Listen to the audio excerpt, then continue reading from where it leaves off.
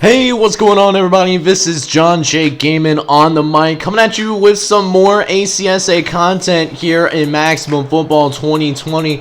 Gonna have all four non-primetime matchups for Week 11, but it should be a good one still.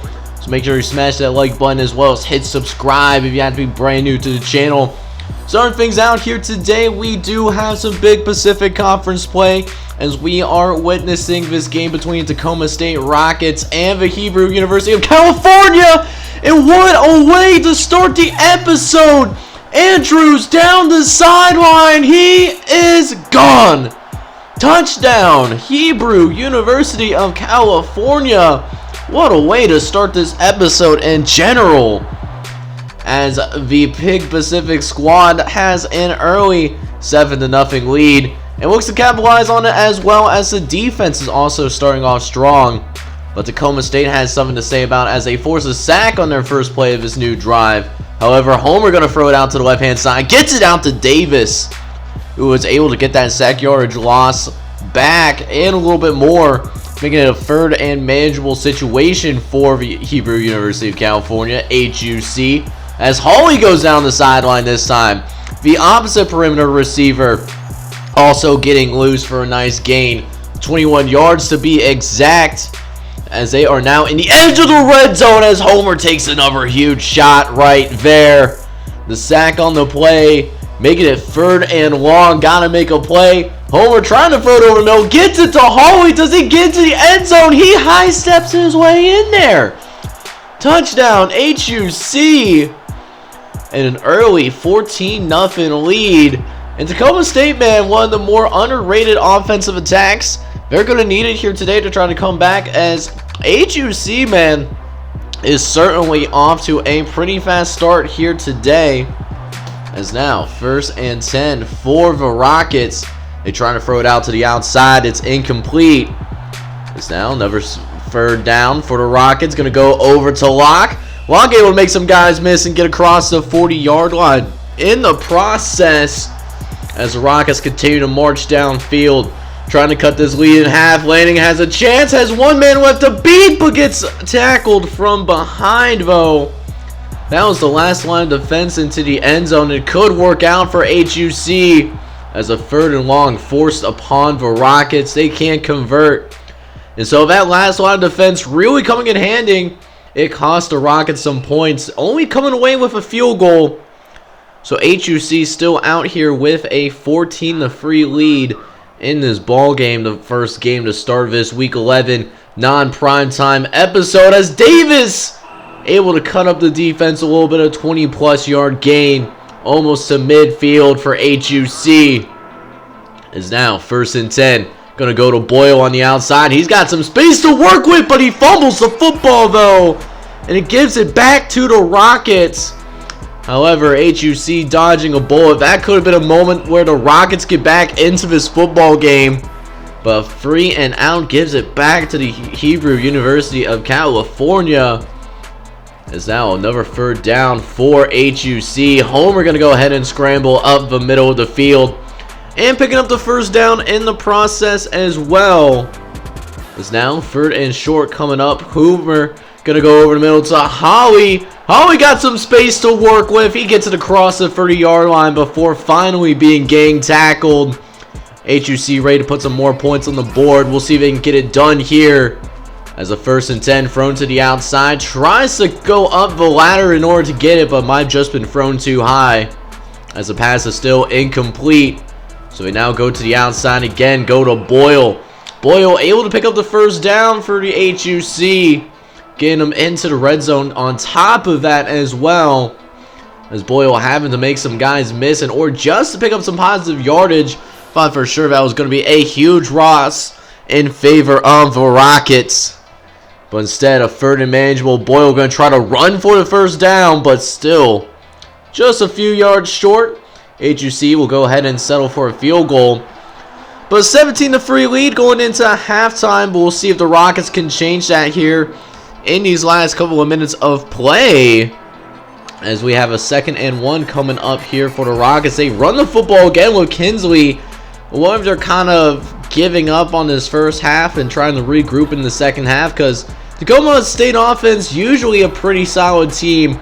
They have not brought it here. Today is a fumble the football, and HUC recovers. What a disaster for Tacoma State as they can continue to build on this lead.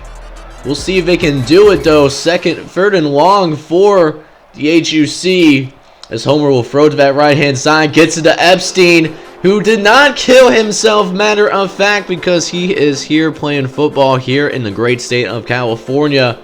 And because he is, he got a first down for HUC. As a result of that, what leads to a touchdown by Andrews. And the lead continues to grow. Now a 24-3 lead here in this ball game. As once again, here in the second half, HUC continues to dominate these guys, trying to build on this lead further. It's now 2nd and 3. Homer going to go over the middle. Had a couple of guys, but looks like he threw right in between them.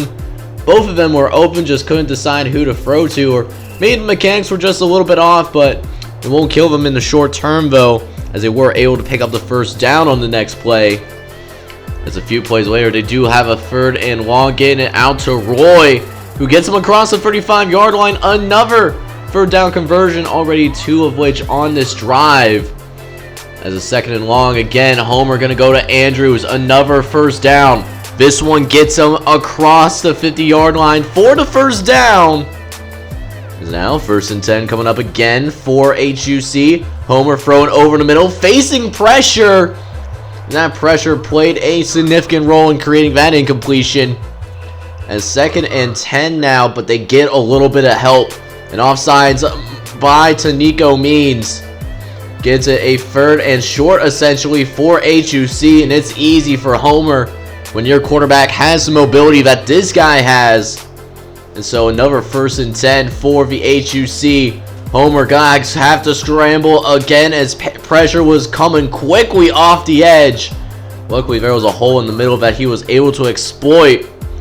It's now 2nd and 4. Homer gonna go deep for the end zone. He's got a man, and he's got Robertson in the end zone. Touchdown HUC.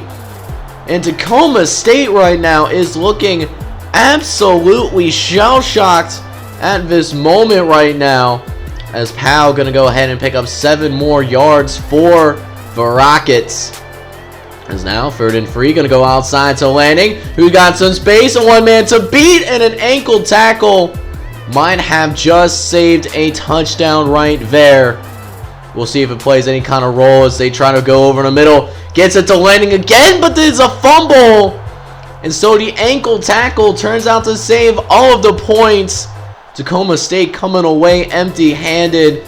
And even though the Rockets do end up getting the ball without giving up any more points, it's not looking good for the Rockets whatsoever. You know, at this point, you just got to hope you can finish strong and try to regroup going into the next game, their season finale, which should be dropping sometime next week. As Kingsley will run it to the outside and will absolutely be able to pick up the first down there. But that clock will be ticking as soon as they're ready to snap the football. Only 5:19 left and counting. Gonna go to the right outside to Harris, who goes out of bounds. Fink could have potentially got the touchdown right there, but maybe didn't think that way. And you know, it doesn't really matter though, as Busby does find the end zone for the Rockets. First time Tacoma State has indeed find the end zone, as they're actually going to go ahead and opt for a 2-point conversion. Not sure how I feel about this, but I mean, when you're the coach, you can do whatever you want, I suppose. But Busby does come through, not only getting the touchdown, but also getting the 2-point conversion as well. That's about as close as they were going to get, as the Hebrew University of California wins this game 31-11. This was actually Tacoma State's final game. They finished 7-5. As now we'll switch things over to the Hayes College Indians, who took a pretty convincing loss last week to the Sugar Land State Cowboys. And as a result of that, they were one of the biggest drops of the week, falling 4 spots within the ACSA Top 25 poll, down to number 12. This could be a little bit of a trap game as well. I know the Espicola of New England, you know, have not had one of the more successful seasons this season. But this is a Power 5 Power for football team So despite this being a non-conference matchup for Hayes College, they can't take these guys for granted either. This is a team that can definitely beat Hayes College if they're not careful. As the pundits would technically call this, I will say this would be a trap game for sure. But right now, Hayes College is handling it pretty well. They are moving the ball with relative ease for the most part, although they will be facing a 3rd and 8 here right now. As now, 3rd and 8 from the 25-yard line. Allie going to drive back the pass. He's facing pressure. Going to try to throw it towards the end zone and actually completes it. Roche trying to dive for the end zone as he knew he was going to be hit as soon as he caught that football. But they're going to mark him shy at the 1-yard line. But they're going to try to finish the drive. He had a man wide open, but put a little too much mustard on that though. As now 3rd and goal, things are going to get harder for Hayes College as an illegal procedure knocks him back to the 6-yard line. So they're going to try to run it in with Ulmer. They get back to close to the original line of scrimmage, but a 4th down here. It means that Hayes College is actually going to go ahead and go for it as Ulmer is denied. A turnover on downs. And so Espicola of New England, they take over, but they take over on the 1-yard line as there's a fumble on the very next play. Hayes College is going to go ahead and take over, although they were forced to go 3 and out because they were just so close to the end zone when they started that possession. They were still able to come away with a few points, but still a major win for the Espicola of New England. 2 opportunities for Hayes inside the 10-yard line and was only able to come away with 3 points on those 2 drives. It keeps the Crusaders in this game. Only a 3-point difference as Davis going to go ahead and run on the outside. Has plenty of space to work with as well before finally being tackled before the 35-yard line. Is now 1st and 10 once again. Davis going to go over the right-hand side. Gets it to James, who does not fall in the football this time around and nearly gets it to midfield. So you love to see that if you're a New England fan.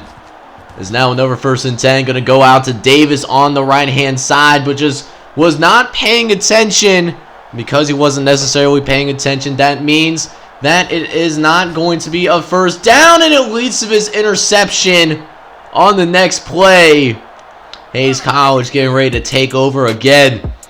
At midfield again, the offense just putting this defense in a really bad spot early on. We're actually very fortunate that they've only given up 3 points so far. Feels like they should have given up a lot more than that. But now 3rd and 2, Allie going to go ahead, chuck this thing deep. He has a man and gets it to Kelly, who stays on the feet and gets into the end zone. Touchdown Hayes College. And the number 12 team in the nation increases their lead. Now up 10-0. And after a 3 and out on the Espicola of New England, they have the football once again, facing a 3rd and short. Allie going to send this one deep again. He's got a man and is able to connect. Zach Pone coming out of the backfield, might be caught, but they're going to run out of real estate though. Another touchdown for Hayes College. It is quickly getting ugly here. Already 17-0 here as Davis and company go try to get themselves back into this ball game. We'll see if they got what it takes though, as this quarterback only has 15 total yards of passing to this point. It has been a putrid day with the air attack, as Davis will continue to rely on that ground game, going on a quarterback designed run this time around. Nearly picking up the 1st down in the process. He's going to give it to him. The running game is kind of working, as Morgan will take it to the outside and pick up another 1st down for the Espicola of New England.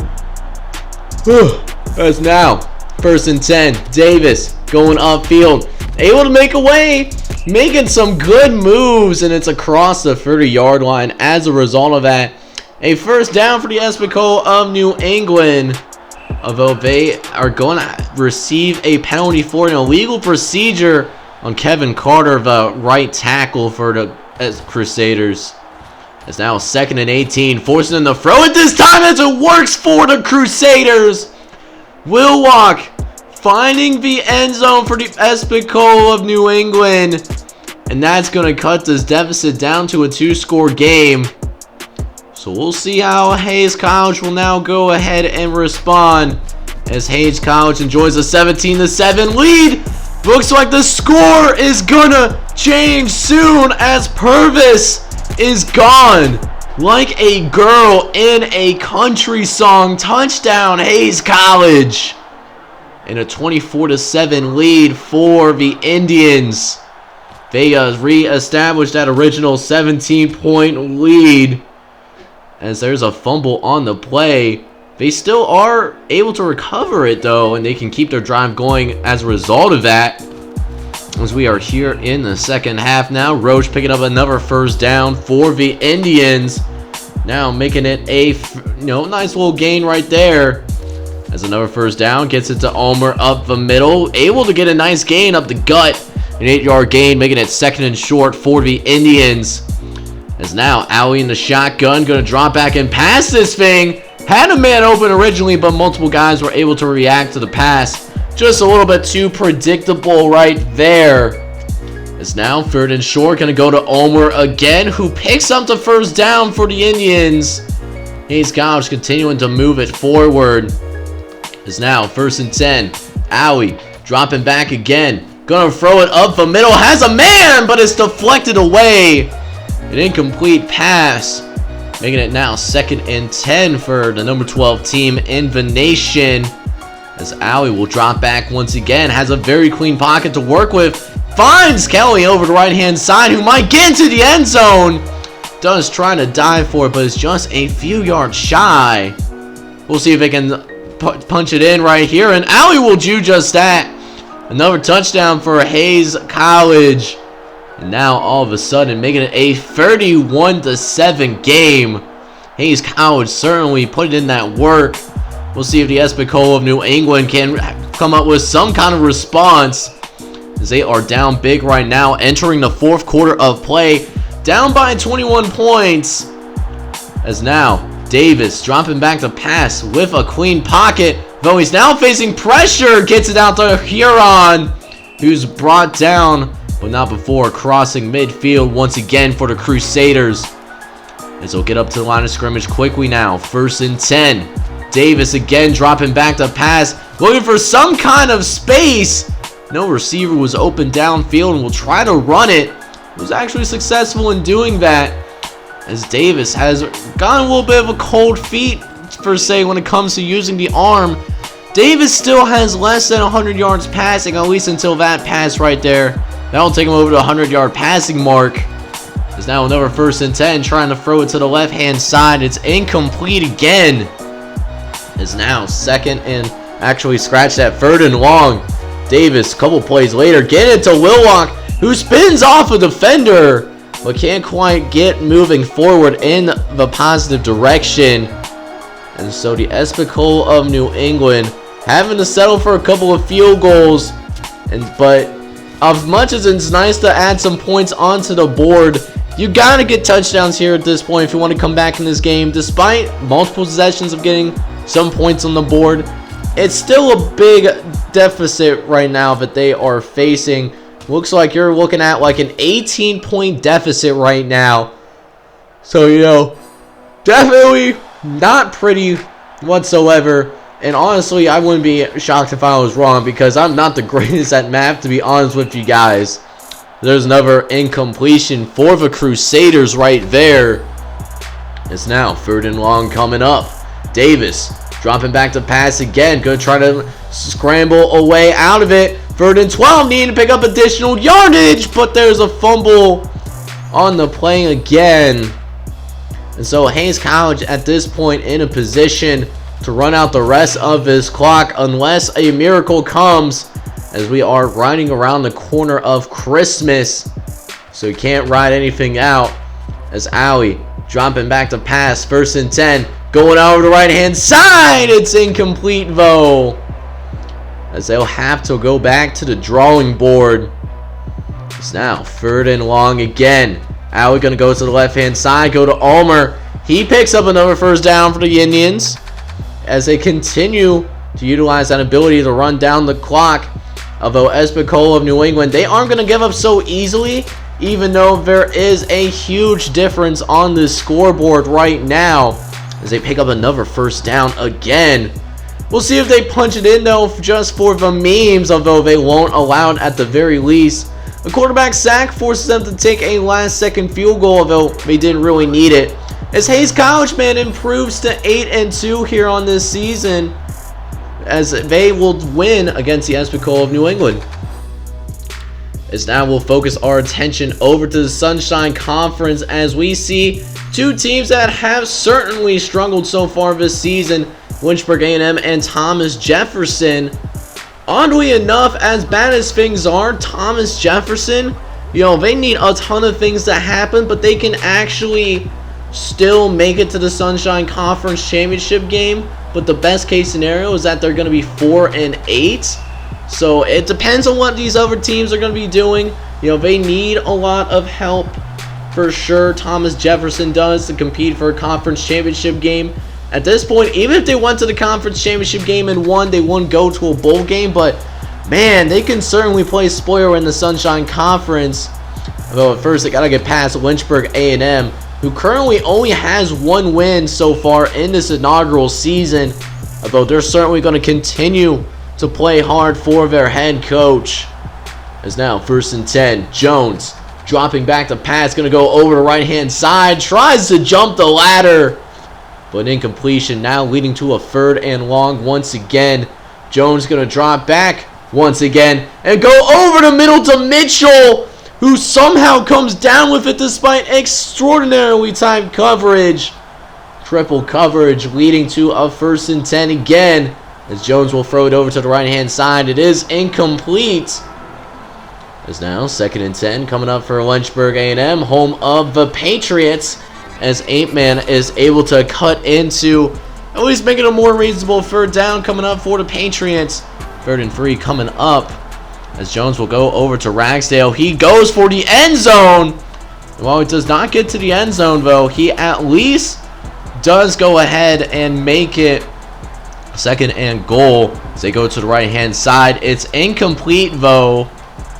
So again, 3rd and goal coming up for the Patriots. Jones will drop back to pass throw over the middle to Mitchell, who finds the end zone. Touchdown, Lynchburg A&M.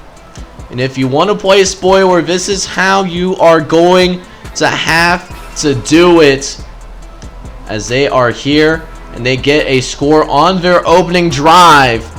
We'll see what Thomas Jefferson can go ahead and do up next. As now we do have a 2nd and short coming up. Davis going to go ahead and take the carry. And is going to get almost to the 40-yard line actually before being brought down. As now another 1st and 10 coming up for Thomas Jefferson. Farnerin. I probably butchered that name, but it's all good in the hood though. It's a 5-yard gain. Though 2 plays later, Hugo forced to throw it. Gonna have a man actually gets at the Peacock, and no one's gonna be able to catch this man. It is an end zone score for Thomas Jefferson. It ties it up once again. 7-all here in Sunshine Conference play. And now we'll see if Lynchburg A&M can respond to the touchdown that Thomas Jefferson College just scored here.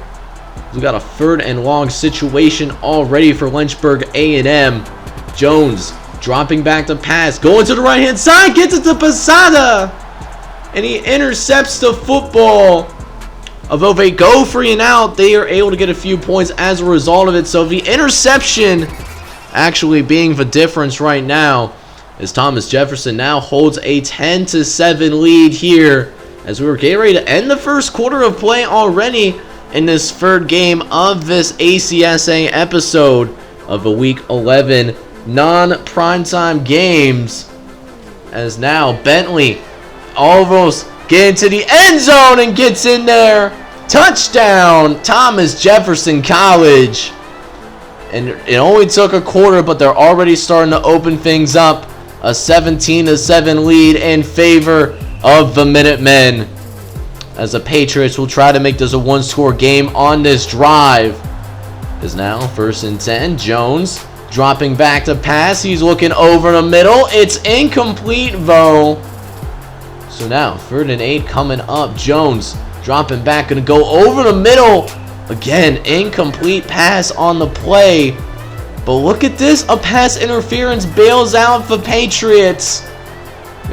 Stop me if you heard that before, either in real life or the ACSA. As a pass interference, as a result, is going to keep the drive alive for Lynchburg A&M. But whether they do something with that, new opportunity, that's something still to be determined. As 3rd and 10, they go over in the middle to Mitchell, who picks up the first down, although is lifted up into the air. The fact that he hold on to that football is a little bit surprising to me. But a couple plays later, though, facing a 3rd and 14, Jones desperately trying to pick up the first down, but it's going to stall out shortly afterwards. And so Lynchburg A&M settling for another field goal, and we still have a 17-10 lead, although things could easily change here as Lynchburg A&M gets a huge play on defense, and now 33 yards separate them, and tying this ball game up. We'll see if they can get it done here as Jones ends up picking a first down, and a new set of downs coming for the Patriots. Although a couple plays later, facing another 3rd and long, Sconce trying to run it out and somehow makes it across the first down marker again. So now only a handful of yards means they can tie this game here pretty shortly if they are able to execute on offense. But another 3rd and long that Lynchburg A&M has to execute on, and it won't help them this time as a quarterback sack means Lynchburg A&M settles for another field goal once again. And now the lead is getting more narrow, but Thomas Jefferson College still holding on to the lead as of right now, albeit only 17-13, getting ready to go into halftime, matter of fact. As Lynchburg A&M once again has the football, they actually force a 3 and out this time around. Jones going to send one deep, has a man for a split second, but just overthrew him, unfortunately. So now 2nd and 15, Jones going over in the middle to Mitchell, and there's a fumble on the play, and Thomas Jefferson is able to recover it. And that's how this first half ends, and the Minutemen are still somehow able to keep those dim Sunshine Conference hopes alive, as the 2nd and 10 forcing a first down for the Minutemen as Ugo scrambles for it. As now 2 plays later, Ugo gonna go ahead and run upfield with Hendricks. Hendricks able to get across the 35-yard line for the first down meanwhile. As now 2nd and 10, a couple plays later, Ugo going to throw it upfield again to Phillips, who there's a fumble on the play, although this time around, a little bit lucky this time around. Thomas Jefferson does recover, still having to deal with the 3rd and 5, although Ugo is going to power his way through to the first down marker. So a new set of downs coming for the Minutemen, and Davis and company will take advantage of those, as now we are here. 2nd and long for the Minutemen. Ugo going to drop back the pass, throw to the right-hand side to Ferguson, who gets across the 25-yard line for the first down. It's now 1st and 10 again. Ugo going to take this thing upfield and get across the 15-yard line in the process for the first down on the play. It's now again 1st and 10 for Thomas Jefferson. Ugo going to throw it to Campbell. Gets it over the middle and he gets the first down. But not the touchdown though. Can they punch it in still? 2nd and goal. Ugo throwing it short. Had the touchdown, but a little bit overthrown. Let him too much.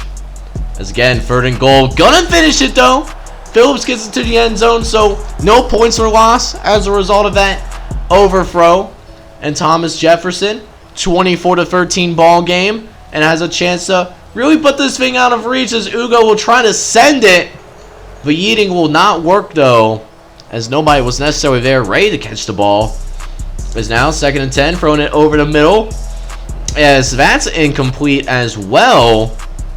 Is now 3rd and 10. Ugo gonna throw it over to the right hand side. It's intercepted by Janty. An interception on the play means that Lynchburg A&M, they have one more shot at this thing. They have to score on this drive. Otherwise, this game is going to be over. And Thomas Jefferson, despite their putrid record, still has a shot of going to the Sunshine Conference Championship game. But they got to hold on here. We'll see if they can get it done. It's now 2nd and 10 coming up. Jones dropping back to pass. He's looking around. Gonna actually scramble initially, but then finds Mitchell for a 7-yard gain. Be interesting to see if they do decide to take their timeouts. But instead, they're just going to rely on their offense to get a quick score here, trying to save the timeouts. Although that's incomplete, as they actually are going to decide to punt this thing. A little bit of a questionable decision if you ask me. Phillips decided to return it though, and fumbles the football. And Lynchburg A&M able to recover. They do tack on a field goal, but that's as close as it gets. Thomas Jefferson holds on to win this game here in the Sunshine Conference. And so with the last game of this ACSA non-primetime episode that we got going on here, we have the Virginia Coastal Waves going on to play against the Southeastern A&M Raiders. Virginia Coastal in one of those positions where if they win, not only do they continue their hopes and dreams of going to the Sunshine Conference Championship game, but in addition, they would eliminate Thomas Jefferson College, who just won the matchup of the last ACSA game that was on this episode. So big game for Virginia Coastal for sure to try to keep those playoff hopes alive, as it's looking more likely that they might not get a bowl invite. So if they can make it to the conference championship game, that would help their bowl eligibility chances.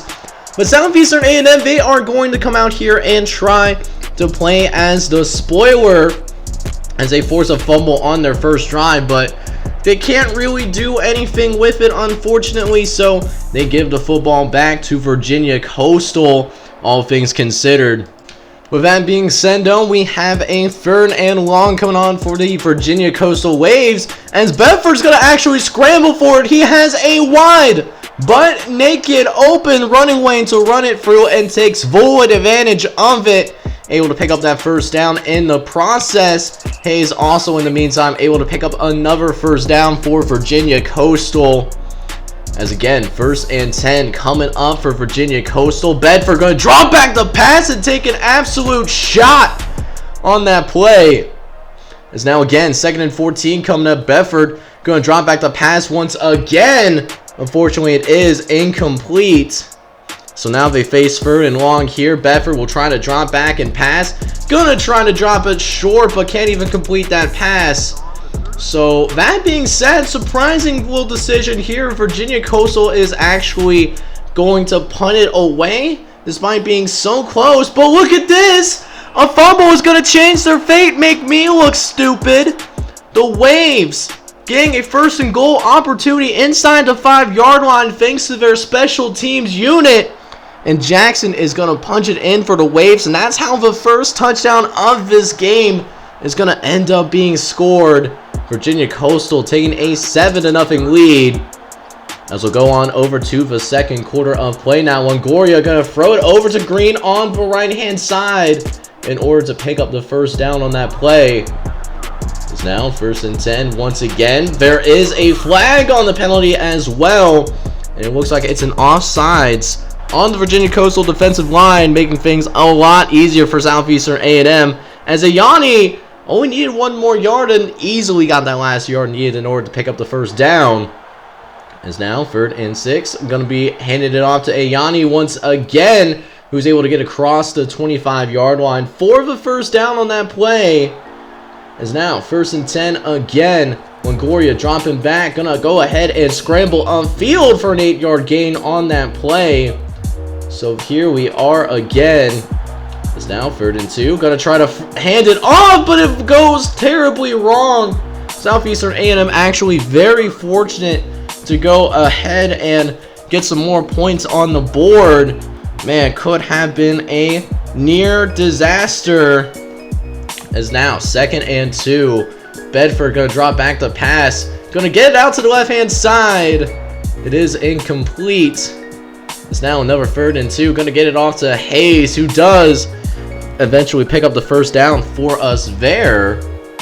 So now we will go ahead and go with this 1st and 10 inside the 45-yard line as Jackson breaks the defense down further. A first down for the Waves as they're on the very edge of the red zone now. Bedford dropping back to pass once again, going over the middle to Jackson for another first down inside the 15-yard line. As a couple plays later now, 2nd and 7. Bedford dropping back, trying to throw it over the middle, but it is incomplete though. And so 3rd and 7 now. Bedford dropping back to pass, trying to throw it over the middle one more time. It's nearly intercepted. Virginia Coastal very fortunate to come away with a field goal there because it very easily could have been intercepted. As now Southeastern A&M will go ahead and take over right now. A 1st and 10 coming for Southeastern A&M as Ayani makes a man miss on the outside and nearly gets to midfield in the process. First down Raiders. As now 2 plays later now, going to go to the running game again. This time Wells going to be the man going to get the carry up the right-hand side. A 6-yard gain. As now 3rd and 2, Ayani up the middle again. Another first down for the Raiders. As again, 1st and 10 going to Ayani. Once again, another run. That goes for another solid gain. A 6-yard gain on the play. As now 3rd and 3 now for the Raiders. Longoria will drop back to pass. He's looking around. Going to try to run it himself. Throwing it downfield as a man by himself. Colin gets into the end zone. Touchdown Raiders. And that just ties the game up at 10 apiece. Will Southeastern A&M do the unthinkable? Are they going to go ahead and pick up a great win against Virginia Coastal, playing as that spoiler? And Southeastern also trying to keep their, although very slim, hopes alive. They also still can go to the Sunshine Conference Championship game. Virginia Coastal has a better shot though. We'll see if they can play spoiler against the Virginia Coastal Waves. As we got 2nd and 10 coming up. Throwing it over the middle to Kareem. Kareem with lots of space to work with. And as a result of that, gets it inside the 40-yard line in the process.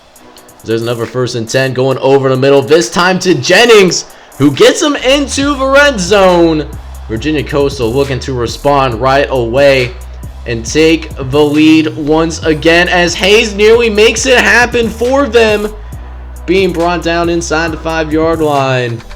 Is now 1st and goal. Bedford will drop back to pass, trying to throw it towards the end zone, but it is incomplete though.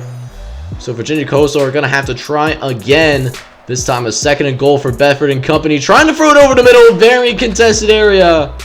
An incomplete pass makes it 3rd and goal, which they hand off to Hayes, who tries to run towards the end zone. Going to be a couple of yards shy.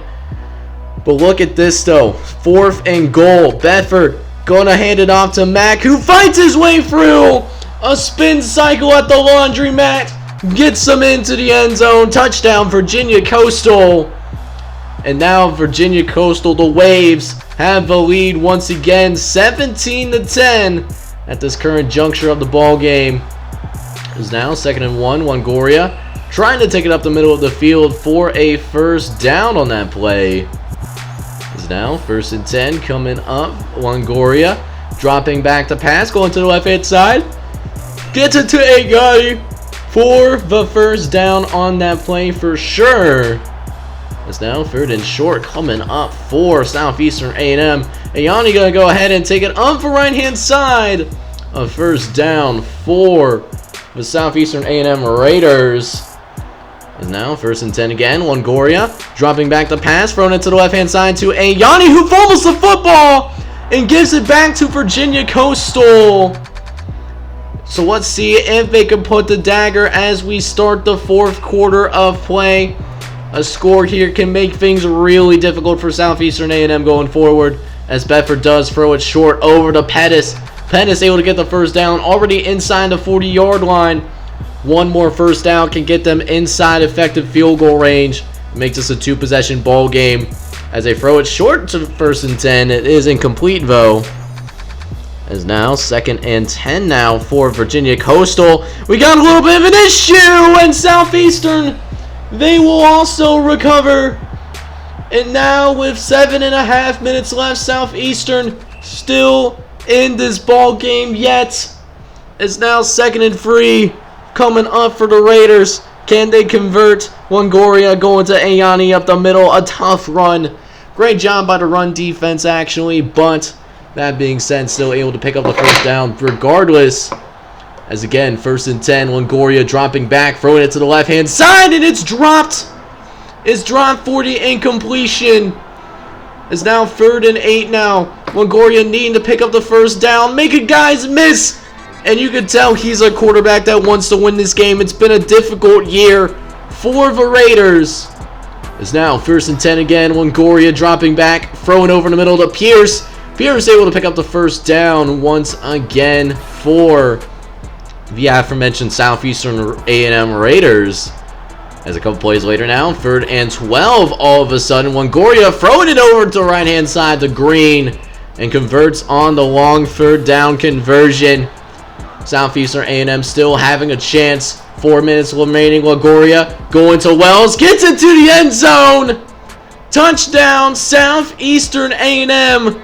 And all it's going to take is one more extra point. And they are going to at least tie this game. But wait a minute now. They are going for it all. Going to go for 2. This will give them the lead. And it's no good. And that is going to potentially be the difference maker. Virginia Coastal 17-16 right now. And 3.5 minutes left in this ball game. They can run out the clock if they want to.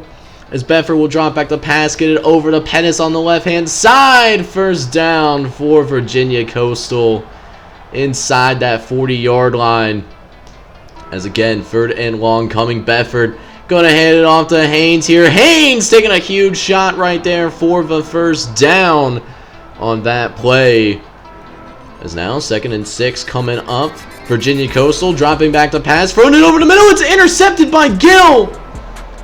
And this is certainly not over yet. Less than 1.5 minutes in this game. Southeastern A&M, they can still win this ball game despite the fact that they could have tied this thing earlier. And now it's either life or death. Do you win or lose? Fighting for their season, Southeastern A&M is, as they're going to inch slowly but surely. Now facing 2nd and 4 with 1:11 left to play in this ball game. Wells going to go ahead and run it up the middle. Picks up the 1st down. You got to pick up at least one more 1st down to feel good about the kicker. As a 2nd and 6 now. A couple plays later, Longoria throwing it over the right-hand side. That's nearly intercepted. That was set up to be a pick 6. So very fortunate they keep this thing going as they try to throw it once again. That time it's also broken up. So the kicker comes out on the field. This would be about a 51-yarder. We'll see if Southeastern can get it done, or will Virginia Coastal hold on? The kick is up, and it's going to be no good. And that's the ultimate difference. Virginia Coastal hangs on to win this game by a final score of 17-16, winning this Sunshine Conference ball game. So now that we made it through that exciting end that was the Sunshine Conference play between Southeastern A&M and Virginia Coastal, we'll go ahead and check out some other scores throughout the ACSA and see what's going down throughout the league. Starting in the Rocky Mountain Conference, we have the Lake Oswego Ironmen, who have continued to impress. They have played the Wyoming State Cowboys at home actually in Rocky Mountain Conference play, and they still take care of business, winning 22-6 and having a great season for their standards, getting to 10-1, not only looking for the Rocky Mountain Conference Championship, but also aiming to go to a major bowl game when it's all said and done. Meanwhile, the Coastal Alabama Waves continue to get themselves back on track as they went on the road to play against the Erlanger Barons from Erlanger, Kentucky in Super South Conference play, and win big, winning by a final score of 37-0 on the road. Coastal Alabama gets themselves improved to 8-3 on the season, whereas Erlanger still sits above 500, but but have fallen to 6-5 on the season.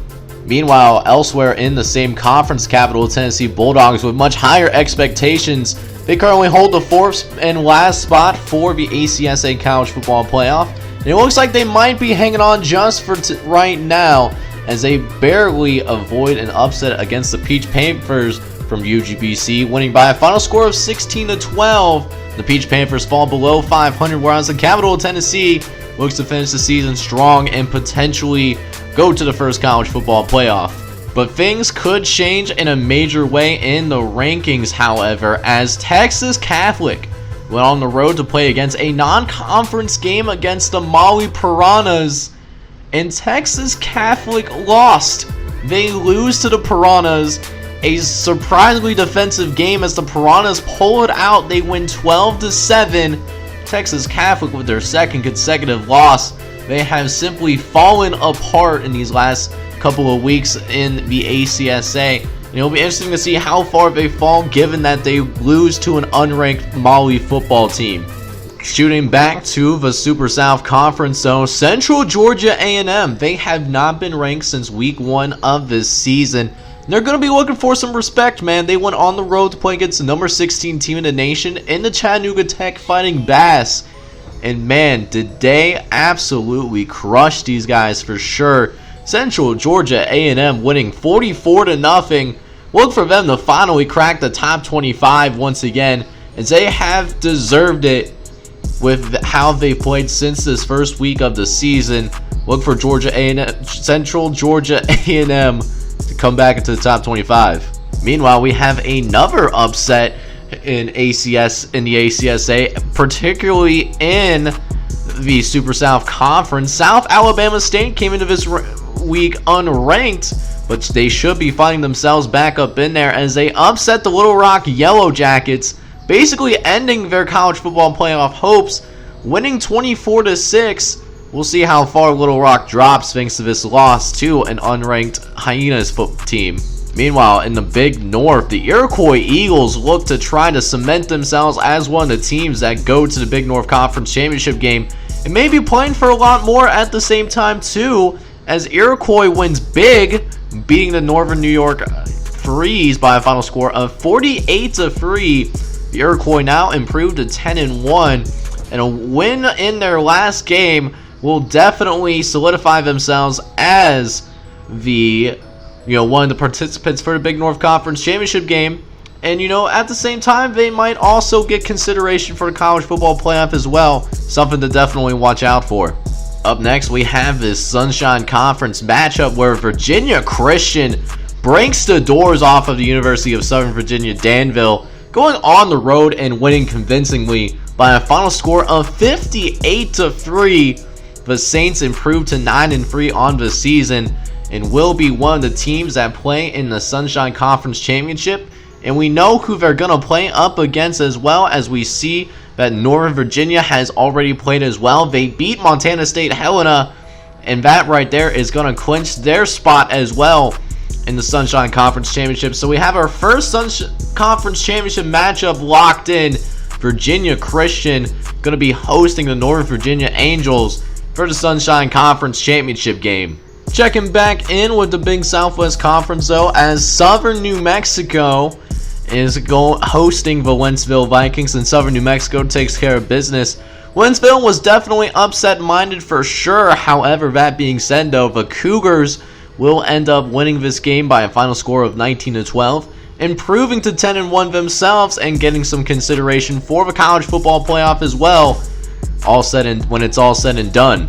Warwick also avoids potential trap game against the Florida Panhandle Hurricanes. It's easy to look past a team that's 2-8 so far this season, but the Warwick Rebels maintain focus, winning by a final score of 26-6. One of two undefeated teams remaining in the ACSA. Warwick, the number one team for a reason, improving to 11-0 on the season. Meanwhile, elsewhere in the Atlantic Shore Conference, Charlotte State comes back to its formal form, showing at least in today's game why they were initially ranked in the top 25. They destroyed a Ridgewood Priest by a final score of 47-0, and Charlotte State gets them back above 500 with a respectable 6-5 record. Elsewhere in the conference, the southeastern coast of Florida comes back to the top 25 for the second time this season. It looks like they're going to stay a little bit longer. They hosted the Lebanon Aviators, who were a former top 25 team themselves but have fallen on pretty hard times. The Piranhas do win this game by a final score of 20-9 and improve their record up to 8-2 here in this inaugural season. Meanwhile, in the Big North Conference, we have the Indiana Foreign Whitetails playing host to the Rugby Boilermakers. And there will not be an upset here today, as the Whitetails easily take care of business, winning by a final score of 38-3, trying to climb up in the Big North standings so that they can make sure they get to a bowl game when it's all said and done. Keeping it in the Big North Conference, we have the Hawassa Chiefs pulling off an upset, a former top 25 team dashing the hopes of the Cab A&M, effectively ending their chances of going to the Big North Conference Championship game. Hawassa Chiefs, they win this game by a final score of 22-6, improving to 7-4 on the season, whereas the Cab A&M loses their second consecutive game, and they might be out of the Big North Conference picture. Meanwhile, in a matchup of unranked teams in the Big North Conference, Detroit State gets back on track as well, beating the Lincoln Fighting Salt by a final score of 40-7. Detroit State improves to 8-3 in this inaugural season, whereas the Fighting Salt will fall down to 7-4 moving forward. So that is going to end today's ACSA episode. Later tonight, actually, yes, there are going to be 2 ACSA episodes in one single day. The Alabama Hoover Panthers will be playing the Ceballos Dream in just over 5 hours. So make sure you tune in for that. If you enjoyed today's video, do me a favor and please smash that like button, as well as hit subscribe if you do have to be brand new to the channel. In the meantime, I hope you guys are having a wonderful day out there. Take care, everybody.